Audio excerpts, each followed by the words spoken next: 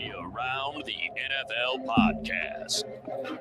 We're really big on MySpace. Welcome to another edition of the Around the NFL podcast. My name is Greg Rosenthal, and I'm surrounded in a city filled with heroes. Patrick Claybon, Colleen Wolfe, Ricky Hollywood, and our special guest today, Mina Kimes. Wow. Thank you. This feels like when verified Twitter got canceled briefly and everybody was running wild. That's what today feels like to me. All you guys were blocked. I was on free. I was tweeting crazy yesterday. It was thriving. It was the best day ever. It is a motley crew I've assembled here. If you didn't tune into Monday's show, Mark and Dan are off this week. They will be back on Monday, and we'll start cranking up for the season. Wes, of course, started treatment this week. I know he did want to pass along. He appreciated all the well wishes that he's been getting on Instagram and Twitter and everything else.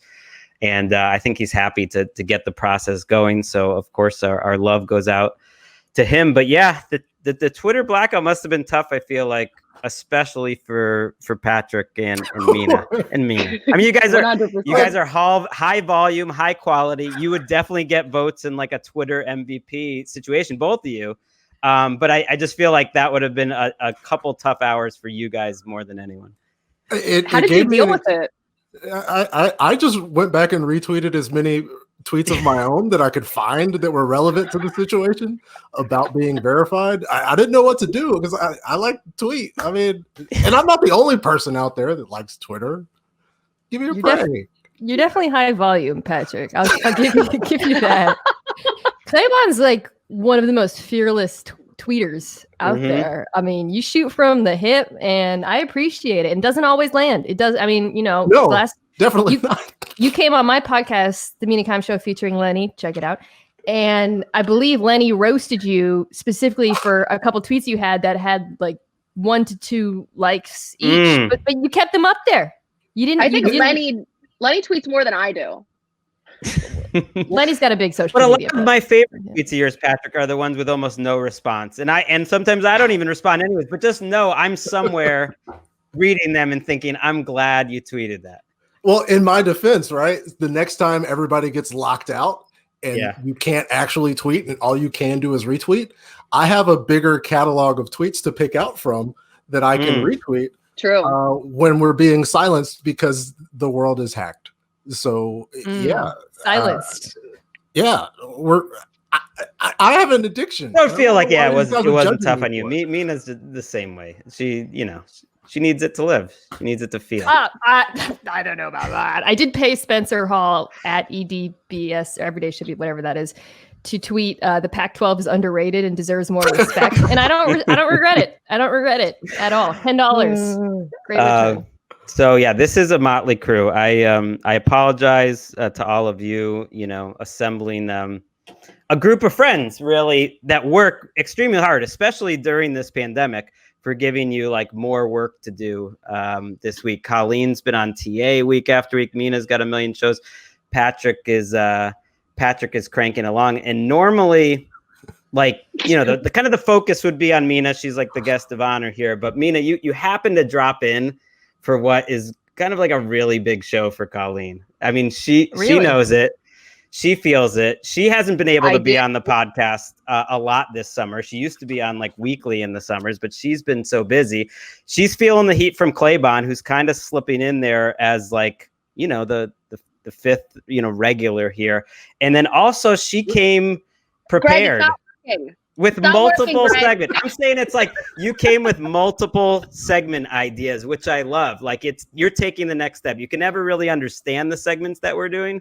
So you decided to make up 2 of your own, but that puts like a lot of pressure on you. True. This is what happens when you're on vacation. I feel like when you're on vacation, you get a chance to relax. Obviously, that's what I've been doing this week, and really just kind of go through the different ideas that you haven't had a chance to use yet. So I dump them all on ATN. Right. We are going to have a little show and tell to end the show. Yeah. That used to be the name of a strip club around the corner from our house in Philly. And then what was the logo? What was the logo? I think it was just the outline of a girl. I don't know. That's every strip club is the outline of a girl. What is a strip club that doesn't have the outline of a woman's silhouette as their logo? Well, I can think of, there's been, I remember the booby trap in Dothan, Alabama. A lot of booby traps. What a name. Yeah, when I was in college, I think the local strip club, or maybe it was in high school, because it was at a reservation and it was the Blue Moon. But Colleen isn't just coming like with one segment. We even got a little halftime break we're gonna do in the middle of the news. Yeah. What are we calling this? I think depressing parts of Colleen's summer. Depressing pandemic Sounds activities. fun. I talked to Patrick about this yesterday. Just one of the things I like to do now. Well, you're moving. You're in the process of moving. We appreciate you showing up. We appreciate Mina making it. She had some sales calls. She did not throw up before this podcast like she did before the last one. So I think we're all ready to go. Ricky, let's do some news. Honestly, I thought you were joking when you said that because I ended the year at a 77, but I can't really say everything I want to say on the air right now. But it's kind of I kind of take it as disrespect, but it is what it is. That's Kyler Murray pretending he's not upset. Like, why can't you say that on the air? You can't talk trash about Madden ratings on the air. He just doesn't want an article, right? He doesn't want an article about it. I just like ending with "it is what it is," which is the emptiest statement in the human language. It like triggers me so much. I hate it. It is what it is. That's like right. If your husband or wife says that, you're so screwed. Didn't Leonard Fournette once ask to be taken out of the game because he hated his rating so much? Is that right?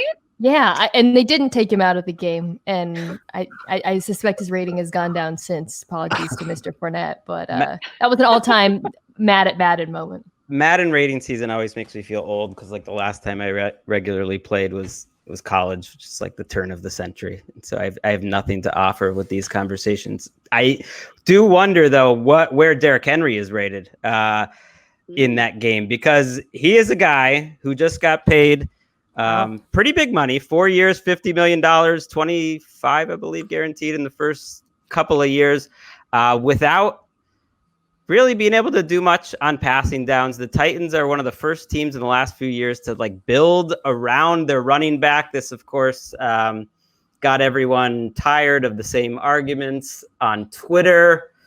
Patrick Claybon, you're shaking your head, most aggressively. So why don't you start? Yeah, I mean, we talked about my love for Twitter. Derrick Henry got paid, and I just kind of closed the window. I was like, just go have these conversations with the people that want to, I guess, in a meadow or on a beach. Like, a running back got paid. We've been here before, and I don't want to go again. I just don't. Well, with that enthusiastic lead-in, should I offer some analysis? Please, you can still do it. It's so annoying. Yeah, not you, Mina, but this one's different though, because the contract's kind of fine. Yeah, and I'm on the don't pay running backs a lot of money over many years train. Obviously, we don't have to litigate that. And if you pay attention to any statistics, you should be on that train. But it's basically a 2-year deal. It's equivalent to 2 franchise tags if they tagged him again. And then the Titans can get out of it. Derrick Henry is 26. He's coming off a season in which he carried the football 303 times, which we know what happens to running backs historically when they carry it over 300 times. But ultimately for the Titans, like, this isn't a death knell in the way I think some of the other recent contracts have been for backs. And I feel like I have to add this caveat morally. I'm happy for Derrick Henry. This is good for him, but it's also not catastrophic for the Titans. That's the new thing. Like, everyone that works for PFF just says like, hey, I'm happy for him as a person. And then just like waits for the fire to come. Because people take it so personally. And I always say back, I'm not arguing for no one to get paid. That it's a hard cap league. Pay your left guard. Pay your, Will I don't care. Just don't pay running back many years. I mean, it makes sense, obviously, though, for him, too, if you consider the running back free agent market next year, all of the names that are going to be out there, like Kamara and Dalvin Cook and Aaron Jones and Leonard Fournette. Yeah, I mean, like, these are guys that the fact that that Derrick Henry did what he did last year. He was the catalyst for like their second half success, everything that he did in the playoffs. And with the amount of times that he carries the ball and with his style just being a bruising back, the fact that he's only missed 2 games in his 4 seasons, I mean, he deserves it. He deserves it. And we all said, they kind of have to run it back. The Tannehill contract was a much bigger risk than signing Derrick Henry. I think you kind of had to sign Tannehill, but they gave Tannehill a ton of money for 3 years when they didn't really have to. And you said it, Mina, they only gave 1 extra year here for Derrick Henry. So they basically guaranteed him 2021. They were obviously going to pay him this year. That's fine. They may run him into the ground DeMarco Murray style. Like, there are just not many examples of a guy running the ball 83 times in 3 playoff games and like what happens after that. And they are definitely zigging when everyone is zagging in terms of being building around the running game. But Tannehill's like the more fascinating guy to me, that I like have no idea what he's going to do this year. And if he could go back to being totally average, that wouldn't be that surprising to me. Come on. No one wants to jump in on Tannehill? Yeah, I appreciate, I mean, looking especially like AJ Brown down the stretch, right? He averaged 15 and a half yards per target in the last 6 games, which is like, it's bananas. And I'm glad Ryan got his money. I would have liked, I definitely understand about paying running backs and wanting to structure your team in a way that you can have long-term success. I just wish that there was a way for these guys who are required to play in college for 3 years. Right. And then come into a league where they're not eligible to have a contract for sometimes 5 years. I just wish there was a way, especially for that position, for them to get some money at some point before they're unable to do so. I thought maybe no contracts were going to happen with all of these franchise tag guys. There were 15 of them if you include Kenyon Drake, who was transition tag, and 2 of them did get paid. And we'll get to the guys who didn't get paid. But I do keep thinking about like every contract that's being done right now. There's a lot of analysis that's like, well, that's a good deal because of this, or that's a good deal because of that, or hey, when the TV money comes in next year, it's like. Are we sure that TV money's coming in? Are we sure any money's coming in? Like, are we really that confident in like making analysis on the salary cap based on any past precedent when we are in a world that is totally without precedent, football wise, of course, but financially into the future? I think everyone should just if you can get money right now, like take it, because who knows what's going to happen around door number 2. Well, so along those lines, I hope I'm not skipping ahead. I guess I probably am to a Dak Prescott conversation. But no, that's next. Let's do it. Okay. I mean, is there a sound effect or can I just jump right in? No, go ahead. Just go. Okay. Dak. That's all I got. Me now hosting and producing the show, and I'm so here for it. That sound effect, it sounded like you were throwing up, much like I did in a gas station bathroom on my way to my last around the NFL appearance. Dak. Honestly, you can just play that sound effect every time I go on ESPN. We switch news stories. I'll just play that. Yeah. Okay, thanks. So my colleague Bill Barnwell had a really good point, kind of cutting to what you said, Greg, about the contract, which is so Dallas has put themselves in a position where if they want to keep him, and I believe they probably will based on that offense and what I expect out of it, it's going to be very hard to walk away from Dak Prescott. They are, I said highly questionable today. I'm worried I used it wrong, but they might be hoisted by their own petard. I kind of threw it out there. I don't know. I don't know. I hope it's not a lot of petard out there these days. But that petard being if Dak Prescott is successful, they will be a victim of that success, right? Because they're going to have to pay him the $37 million. But Barnwell pointed out, if the cap doesn't go up, that $37 million as a percentage of the cap is a lot of money, right? And they're putting themselves in a really, whereas if they had a longer team deal, they could play with the money and restructure it and move it around. So that's it from the Cowboys' perspective. But do you believe, because you were just saying, if you should take money right now, if you can get it, that Dak Prescott erred in any way by not taking whatever it was, 33 times 5, or I think that was the last rumor about that. I don't fault any player or agent, who's certainly part of this, for making the money decisions. Everyone has different priorities of if they want the long-term security, let's say right now, or they want to bet on the future. I don't necessarily believe like a lot of the last minute, stories that come out in the media. It's like, oh, it got really close at the last second, or even what the terms are that we're hearing, or the Cowboys don't sign 4-year contracts. Like, I'm sure they're saying that, but if Dak Prescott accepted a 4-year, $32 million contract, they wouldn't sign it. I don't really buy any of that. So Dak is betting on an uncertain future. And if you look at the past, he's in the right, because ultimately the Cowboys would have been saving money and better off if they signed Dak Prescott last year. If they signed him when Carson Wentz and Jared Goff, that would have been the best time to sign him. The next best time to sign him would have been this year. And I think the worst time to sign him, assuming they want to sign him, is going to be next year. And I do assume that they want to sign him. But Colleen, it does feel like there's something just like a little bit weird going on when you hear the talk that it's like, well, this gives them another year of evaluation. It's like, what more evaluation? Well, I feel like obviously it works out great for Dak. I feel like the Cowboys are losers in this situation because Dak's value is only going to go up. I mean, unless he gets hurt. But I feel like it's different this year. Well, it's always different for quarterbacks, but especially this year when we were just talking about, like, if you could get any money, just take it right now because of all of the uncertainty and the pandemic and everything else. But in Dak's case, the longer he waits, the more likely he's going to get the deal that he's actually shooting for, whether it's with the Cowboys or whether it's with a different team eventually. And he's taking $31 million too, which is, to be clear, 7 times the amount of money he's made in the first 4 years. So that will change his life. Did you see Patrick, Tad Prescott's? Okay, wait. I just want to jump in here. His name is Dakota Rain Prescott, and his brother is Tad.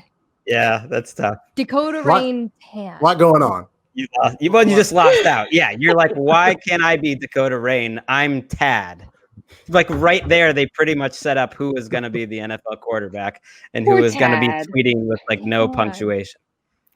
But I mean, in terms of like, since Rain Dakota is sitting there watching Jared and Jared's contract, I always looked at that as kind of, okay, so Goff's contract happened.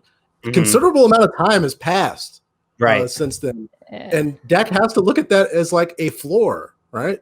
Yep. And I don't know if we're in a world where the Cowboys go into the Super Bowl and score 3 points, where we would look at, oh yeah, well, you got to pay Dak Prescott if that happened. So Dak comes into this, and sure, he's going to take a risk. But I legitimately wonder, do the Cowboys want Dak as their quarterback? I think it's a fair thing to ask because it's the most.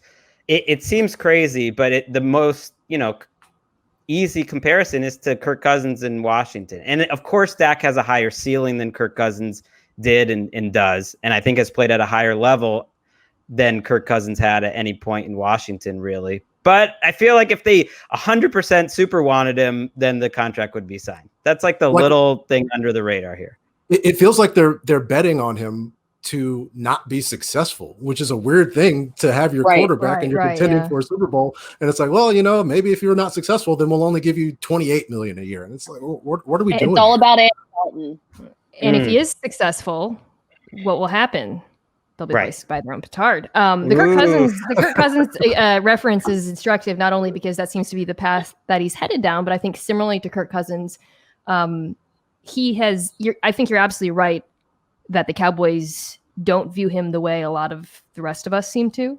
And I firmly believe that if Dak Prescott was drafted in the first round, none of this would have happened. He would have a contract. I've seen this so many times in the NFL, as with Cousins.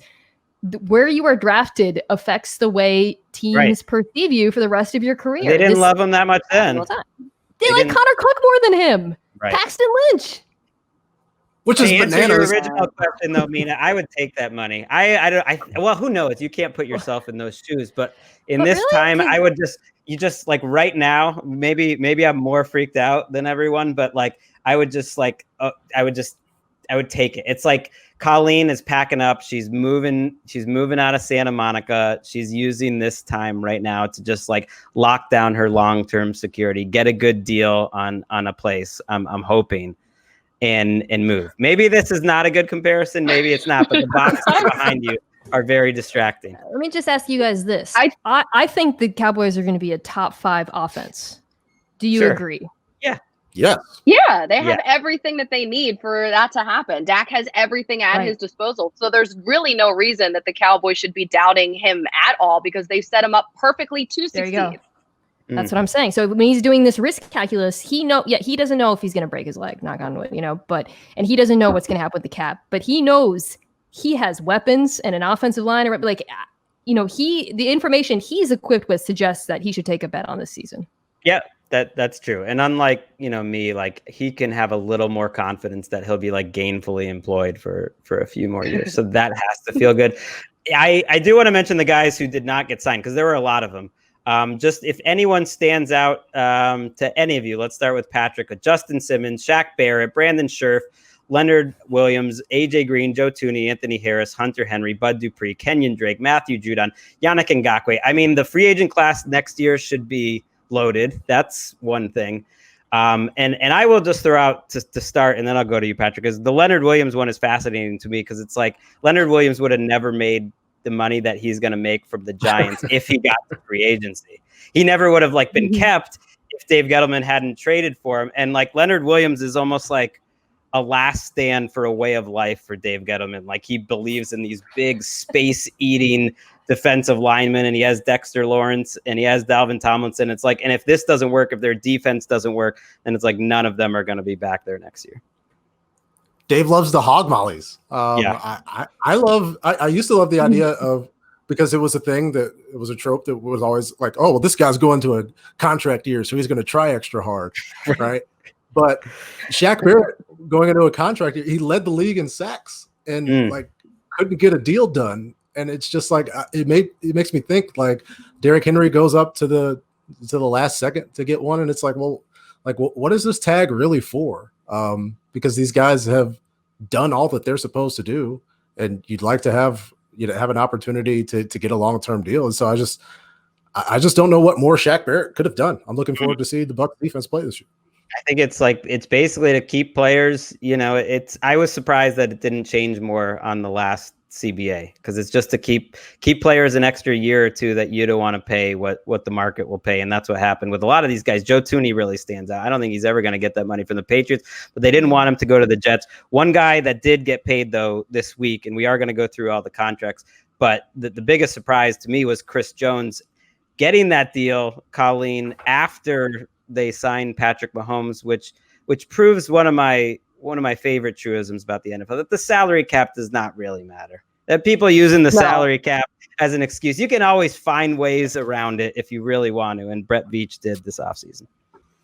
I'm just really happy that Katie Camlin of Plaza Liquor Media was able to break the news to everybody again. Like that, I think, was really the gem of this story. And they did a whole video with production value and everything else. And you know what? I loved it because not a lot of stuff makes me smile these days. So if anything makes me crack a little bit of a smile, I'm all the way in on it. But Chris Jones, obviously he deserved that. And now he's out here making a ton of promises. Like he's going to bring more championships, defensive player of the year. But he really does such a good job of pressuring from the inside, from that position. I think that he deserves every penny of what he was paid in that deal. How about those curls from Gonzo, John Gonzalez, your husband, you're putting out there on social? That's got to be making you smile. Maybe jealous. I'm just saying. How do you think I feel? It too. Drop the routine. I gotta live with him. All right. I know. I mean, his curls all the time. I'm trying to live up to the curls, but it's hard. It's a tough job. The Chiefs are enjoying their victory lap. To jump off what you actually talked about. Sorry for jamming that in there, Colleen. They are enjoying it. It's like, why shouldn't they? I love it. The Chiefs fans, they're celebrating. Mahomes is celebrating. Chris Jones is celebrating. Do you think this all works, Mina? Well, the short answer is they have Patrick Mahomes, so they're fine, right? We were just talking about, we were ranking all the different offenses, defenses. And last year, the Chiefs finished about middle of the pack, which is a credit to some of the work that Steve Spagnuolo did, especially with that secondary, I think. But ultimately, LOL, nothing matters if you have Patrick Mahomes. You just need an average defense to be fine. they are headed towards a very stars and scrubs roster. I know I agree with you that concerns about the cap tend to be overrated, but they will, they've got a Kelsey deal looming probably after a Kittle deal. So that's going to go up. The decisions that they have to make. Mitchell Schwartz is someone that Mm-hmm. they have to pay. But Brett Beach has also done a really good job drafting, which is you have to draft and develop and have some of those hit to have a stars and scrubs roster, right? Like Juan Thornhill, the young safety, looks great. Found quite a find in Travarius Ward too. So I'm not worried about the Chiefs. I think all the dynasty talk is completely validated. And to Colleen's point about Chris Jones and his like unique skill set and probably the second best interior pass rusher in the NFL behind Donald, that's more important than it's ever been in this league. We saw that in Super Bowl. So I thought it was kind of a no-brainer for them. Chiefs fans are so lucky, man. Imagine being a Chiefs fan. He makes the guys next to him look better. He makes whatever defensive end they stick over there opposite Frank Clark and Jones always looks better. I mean, that you can save money that way. I think they have Taco Charlton now. That was one of those when you go roster by roster and you're like, huh, okay. Like that guy's on that team. Who's going to try hard now? I remember Taco Charlton is going to try hard now article, so that jumped out to me. Wait. Did sources say that, or like what kind of sourcing do you have on that? I think it was Taco. I honestly do. He Oh said, wow! Yeah, it's like during my time. I have to look for the quote, but yeah, in Dallas, yeah, I have. It wasn't motivated. Yeah, but now the fire burns within.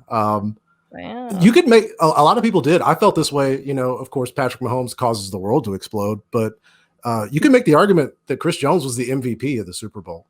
And to see Mahomes there we go. Validated. To see Mahomes, who told, like we interviewed him on Total Access last Friday, 2 Fridays. I don't know. Days don't really mean anything anymore. They don't.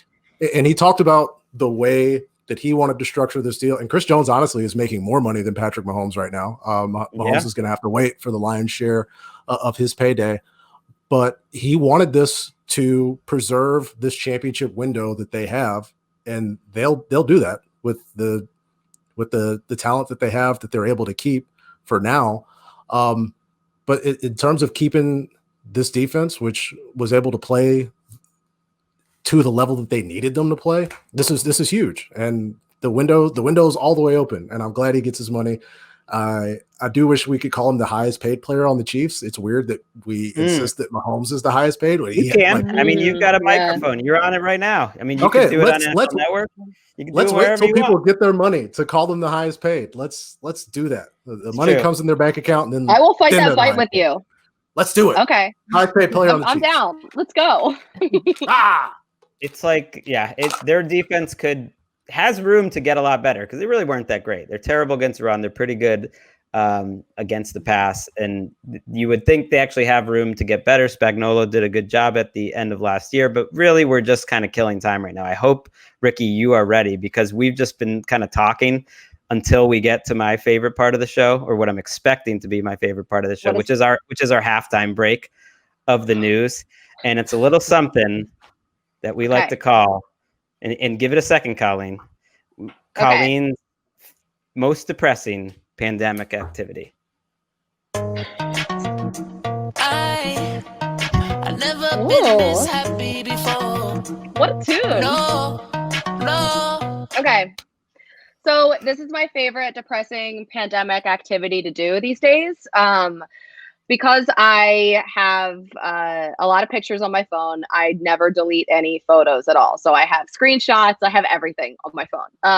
And I like to go into my photo album and search on this day last year. What was I doing as a normal, semi-normal funcing human in the world? So it's something that you all can do. We can all play this depressing game together. And as it turns out, I looked this morning that on this day last year, this was not a plan to like humble brag at all, I swear, but this just so happens to be the day that last year I accidentally went to Palestine. I was in Israel with John and our 2 friends, and we went to Jerusalem. And we were like, oh, well, like Bethlehem is right around the corner. Should we go and like check out the church where Jesus was born? So we're like, yeah, cool. Let's do that today. And so we we literally got in the car and typed in Waze, Bethlehem Nativity Church. And, I guess I should have probably figured out that it wasn't the smartest idea when Waze popped up a warning that said high risk or illegal area. Do you confirm drive? And we were like, yeah, I mean, it's Bethlehem. It should be fine. Tourists go there all the time. So we drove our rental car with Israeli plates into Palestine, which Israelis are not supposed to go there. And usually if you go to Palestine, you are on a tour bus and you go with a big group, but not us. And it was quite the journey and it was quite a day. And we made it back. It was a little dicey. We had somebody spit on our car. But that was it. So really not that bad. But yeah, was the car moving when they spit on it, or how did that work? No, we were stuck in traffic at the border trying to cross back over. And luckily we all had our passports on us because we really didn't realize that we were crossing over any borders. So that's my favorite depressing pandemic activity. And I think you should all try it. Just give it a whirl. See what you were doing this time last year. I've never been this happy before. So Bethlehem was beautiful. It was a really cool church. Really awesome. I highly recommend Jerusalem. No, I think it's amazing. I want to call you every day and hear this like incredibly sad look back on what you were doing. It's a very Colleen thing to just kind of stumble into Palestine too. Patrick, you were looking at your phone. Did you go back a year or? Well, yeah. When Colleen mentioned this to me yesterday, I didn't know that we were gonna be depressing on multiple levels. But I went through my phone to look into what I was doing a year ago. And I don't know if you guys could see, Lauren and I actually went on a date to a playhouse to see a magic show with a small intimate crowd where people were close to each other and touching playing cards and doing all of these things that are impossible right now. And so, yeah, the idea is super depressing. Yeah.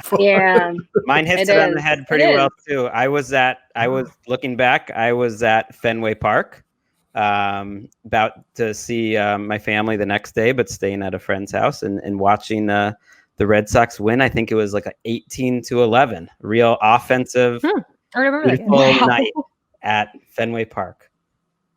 I was in Miami, taping Highly Questionable. With Poppy over there.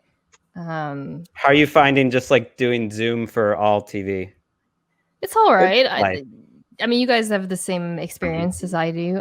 For me, the worst part is like doing my own hair and makeup, or attempting to, and lighting and all the stuff that we count on much more skilled people to do. I'm pretty bad at all of it turns out I'm bad at everything that goes into the making of television. Just the being on television is my job, but I'm enjoying it.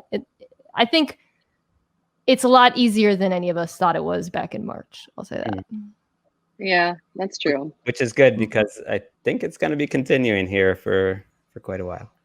My only thing is the delay. I can't get used to the delay.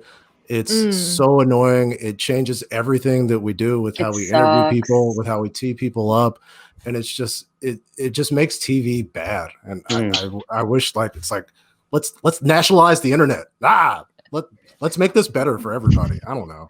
Feels like a tweet that you were like a Claybon tweet in real life. We just saw come together. What a magical moment. I mean, for real, all caps, nationalize the internet. Hey, it might help. It might help send some kids to public school. That would be nice. The delay is the absolute worst, though. Like it makes everything so scripted, and then anytime you try and like interact with somebody, say something funny, like just react to somebody's point, there's just like dead silence and you don't know how it was received until seconds later, and you've already moved on to something else, and then you have to like back laugh at it and then be like, yeah, but anyway, I don't know if I'm talking over you still right now, or like what is going on, and so you just like power through, and it's I feel like not great. Yeah, I don't think maybe ESPN isn't having these problems. I mean, I don't worry about it because me and Andrew Siciliano have such amazing chemistry. Like it's sort of nothing can stop it. But so natural, yeah.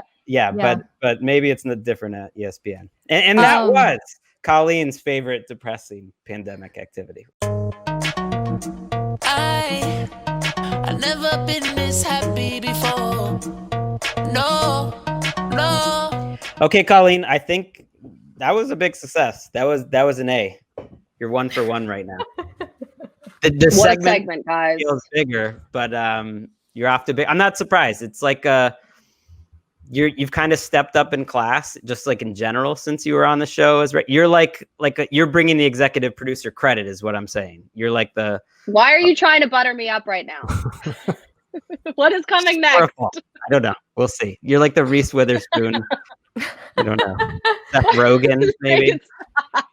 I'm just like the NFL podcast. We do have like a tiny bit, and it is a come down. I was thinking this show might be the last show where we have just a lot of football news to talk about, which is nice, which is a relief, and that, the league's handling of the coronavirus isn't going to be almost everything, or at least the most important thing that we're talking about every episode. But we do have a little bit of an update there, which is today there was a report that the NFL and NFLPA agreed that there will be kind of a separate IR list for players who get the coronavirus. It'll be 3 weeks.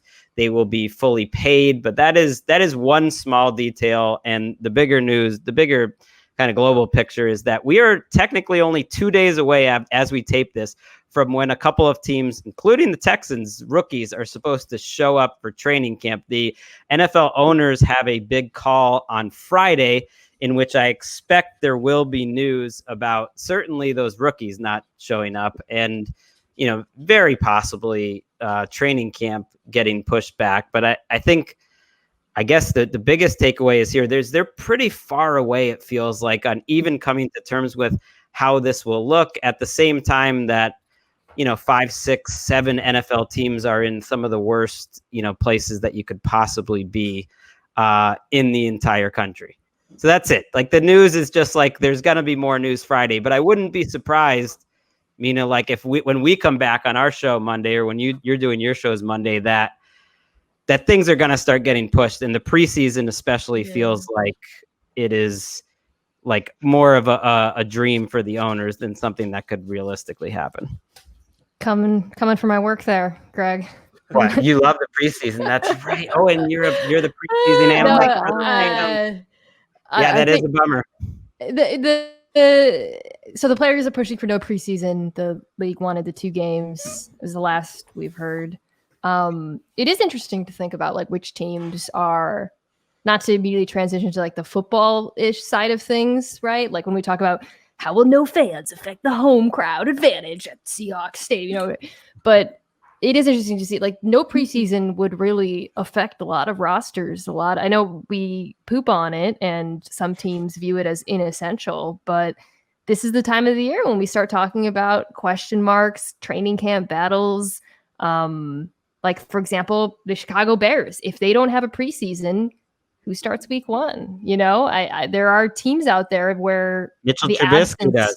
Yeah. Do you think definitely? Nick Foles only is here for the playoffs. Well, I kind of think, I don't know when he will show up.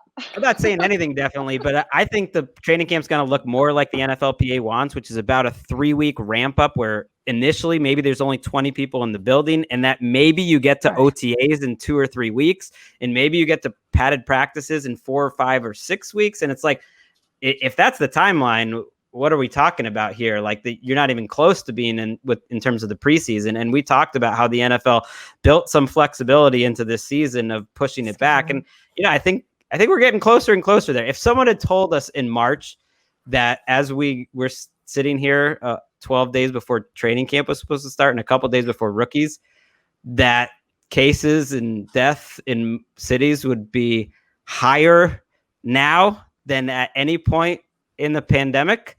Like, I don't think we would have believed it. And we probably would have just assumed that the NFL is going to have a hard time coming back. College football looks like it's on the ropes. But when you just look at what, I don't know if you guys saw JJ Watt's tweet today. He tweeted, I guess, after these conversations that the NFLPA and the NFL have had this week, here's what they know and don't know. And some of the points he outlined: we've not received a single valid infectious disease emergency response from any team or the league. We don't know if there are preseason games, obviously. We don't know if there will be daily testing, semi-daily testing. We don't know how a potential positive COVID test would affect contracts, roster spots. Nothing's been agreed upon regarding what training camp will actually look like, and how the ramp-up period will even work. So it feels like nobody really knows anything. Well, and how could they? The testing's the hardest. It has to be the hardest part. I know the NBA is getting it done to some degree, but in so many of these states, unless you're an essential employee, you're having to wait a week for your test results right now. And it gets really complicated if the NFL is going to try to come in and even have how could they have the resources, or ethically, like, what you would need to do to have the resources to test as much as you would need to be safe. Right. And then the list that they put together with COVID, with the players having to go, if they test positive, for the 3-week COVID IR, or whatever they're calling it. I mean, what are they going to do with false positives when those tests come in? I mean, everybody in my family is a nurse but me, so I get all of my information from them. But that is a problem, the false positives, and that's going to affect rosters and football too. It's so cart before the horse.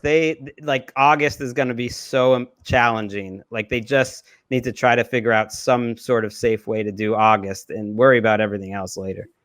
And we're within the incubation period right now, like 12 days until training camp starts. If you're exposed to the virus, like, you may not test positive until you're already there. And then what happens? Like, how are things going to look 2 weeks after the start of training camp? There's just so many places where it feels like at this point we should have like a firm process of, this is what we're doing, this is what's safe to do.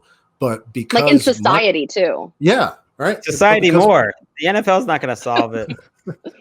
But because money's involved, right? Because money's involved in society, because money's involved in the league, there's kind of hemming and hawing on, like, oh, where is it okay to blur the lines? Because, ultimately we're concerned about people being able to make a living. And so it's, as you said many times, Greg, like, it shouldn't be up to a league or even a city or a state to do this. These things should be implemented at the federal level by a functional government. And apologies to people who are tired of hearing people say that. I know. But it's true. Let's go back to the football. That was more fun. There actually was more football news. It really is probably going to dry out now. I can't see what else is going to happen. But there were items this week that in a normal week, we would have been leading this show with Myles Garrett's contract. We would have spent 20 minutes on it because we would have just been excited that something happened. Like Myles Garrett, Colleen, you were there. For, I would say, the worst moment of his career. You were in the building in Cleveland. Would have you have guessed doing one of what I would have guessed was the most difficult, but excellent jobs by you doing that post-game show? Would have you have guessed that night that, like, we'd be talking about a huge Myles Garrett extension that makes him one of the highest paid players before the next season starts?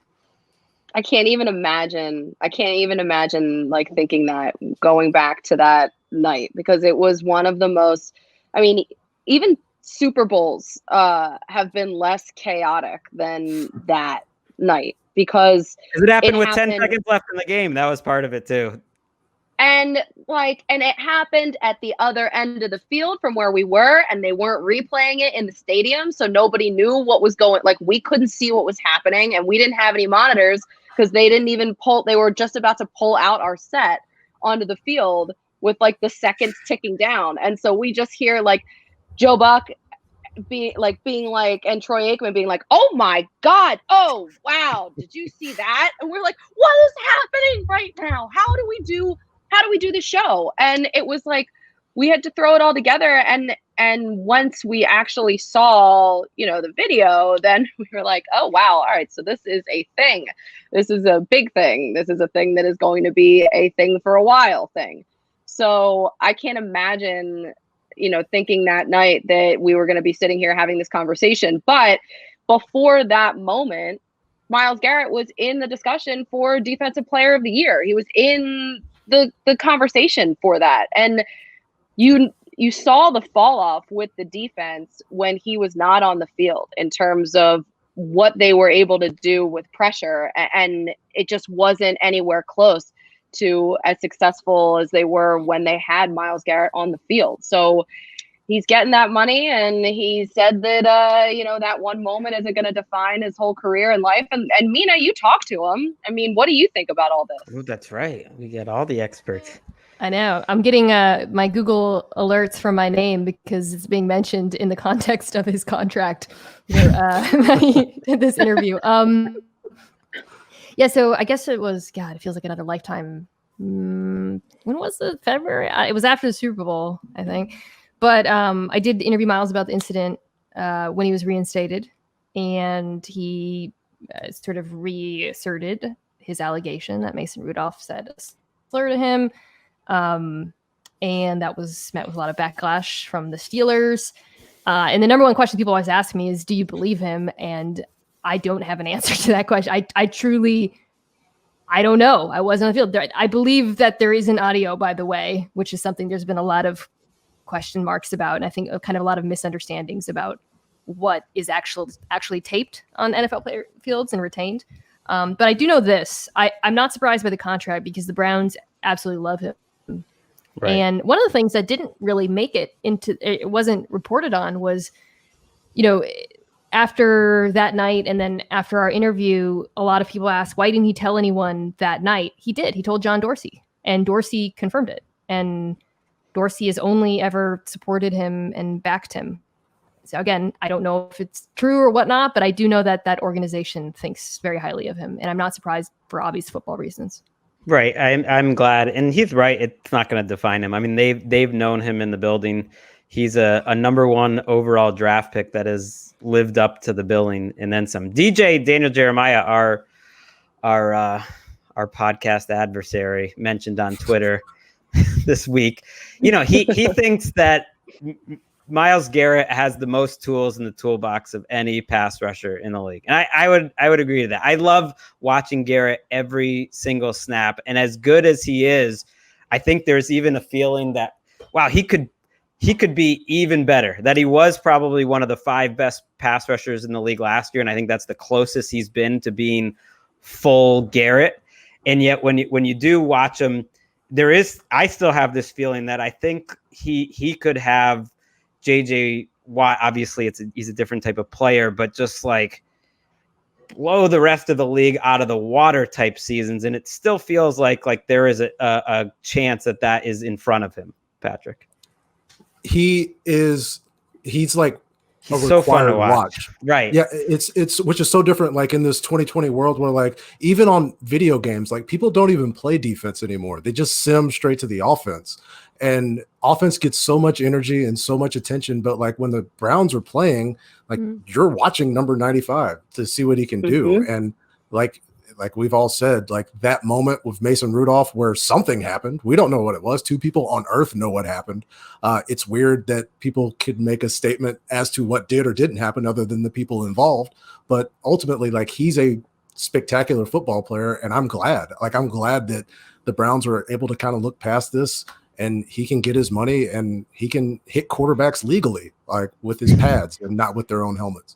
Right. The defensive line there, it didn't quite live up to the billing that we expected going into last year, but they're all still there. Olivier Vernon's still there, played pretty well when he was healthy. Yeah. Sheldon Richardson played pretty well. Ogunjobi did not have a great year, but like that defense is still there and should be great. There's a lot about the Browns that should be better this year. Hopefully we can see that. Hopefully we can also see Jason Peters, your boy, Colleen, at guard. Oh, yeah. He's back. I know Eagles fans are excited. But I think the Eagles organization was excited too that nobody wanted to sign Jason Peters to play tackle, because I think they actually felt like Jason Peters can still play, that he played pretty well for us last year. It just didn't make sense to bring him back as a tackle because we have guys at tackle, and once he just couldn't get a job and all he could get was kind of a low deal to play guard for the Eagles. It's like he's back, and I think he's going to be a Hall of Famer someday, and it looks like he'll end his career with Philadelphia.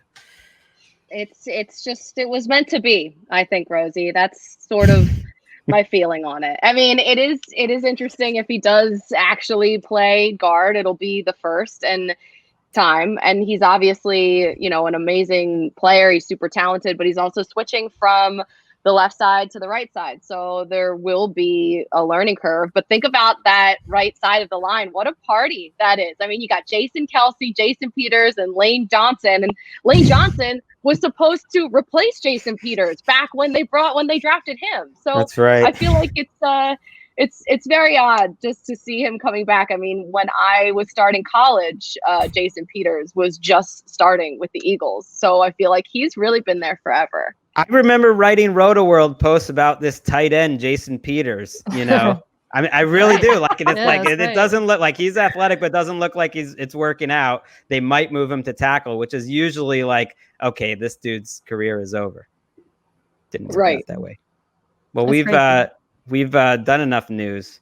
I'm excited now.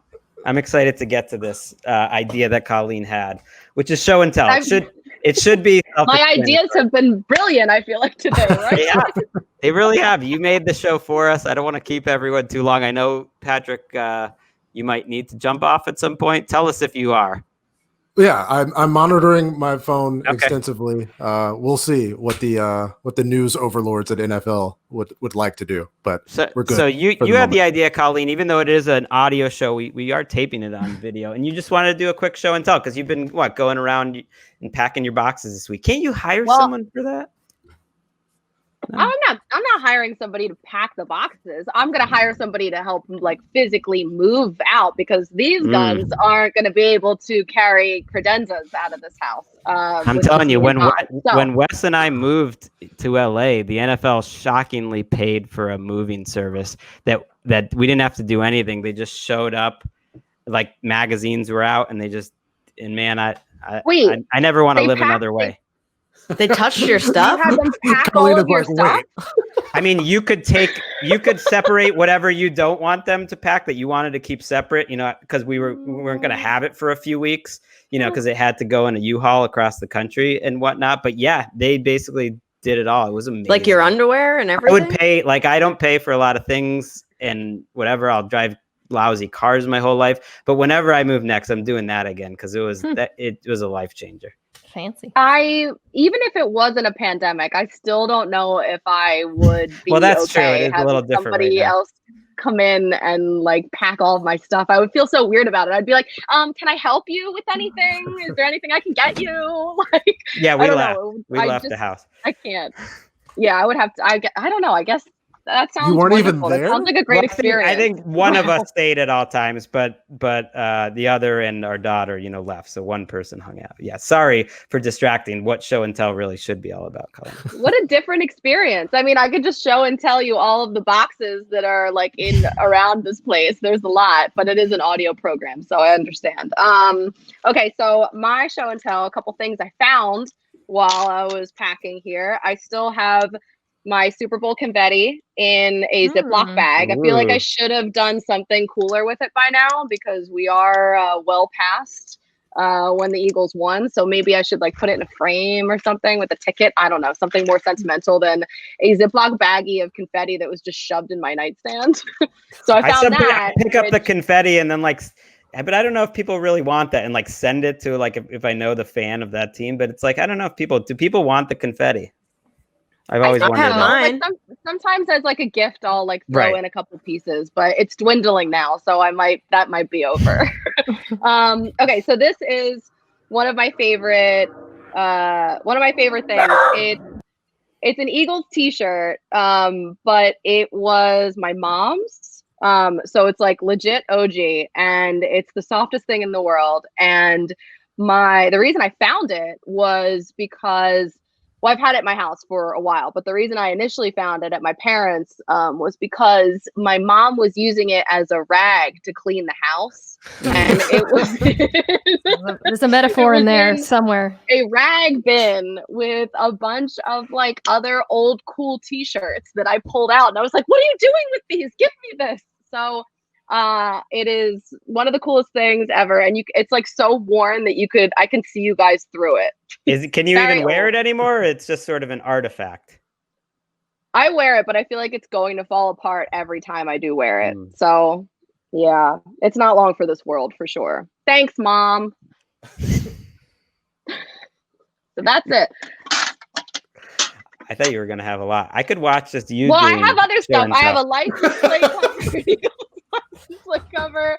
I have an old pennant that my dad sent me from the basement, which is really cool. And then this like old Eagles football that I have in the background of my shots. So it's my brother. Are you going to get a shot set up next week being on TV again? Is that why you have to go to work? No, the shot is still up. That's like the only thing that's not packed. It's like still just like sitting, and it's. Who's your favorite team, Colleen? Yeah, do you like a football team? I guess it would be the Philadelphia Eagles. Oh, wow, look at that. Patrick, this what do you is from got? 1979, 1980. Okay, I'm done. All right. Well, hold on one second. All right, Is he wearing basketball shorts? I'm leaving. Well, he is wearing shorts, but yeah, I'm always basketball shorts, right? I wear basketball shorts when I'm like working at the station, so like this is nothing new. Like, like it's weird to see like people being like, "Oh, I'm wearing shorts," like in quarantine life, and I'm like, "You're not about this life." Like I've been doing this since like 2008. He was born into it. Wow. All right, so little backstory: I met my wife on Twitter. I was covering the Alabama-Tennessee game in Knoxville. We're talking on text. And I catch a wild hair to drive to Charlotte and meet her. And so that was like weird and risky. I drove to the YMCA, took a shower. Yeah. Got a thrift store shirt and went up, of course, knocked on the door. She opened it. She was the most beautiful thing I've ever seen in my life. We got married, whatever. But I pulled this horrible looking like button down collar, like, it's super ratty. It sucks. But I pulled it out when we were in Costa Rica. I wore it when I asked her to marry me. I told her the story of getting the shirt. I was emotional and in shambles. But yeah, this is a shirt that sucks, but is awesome, and I love it. So that's it. That's people should check out. You such a cute story. It's amazing. You told it on Twitter as well. I feel like during this pandemic, people should go check that out. He did so great. Yeah.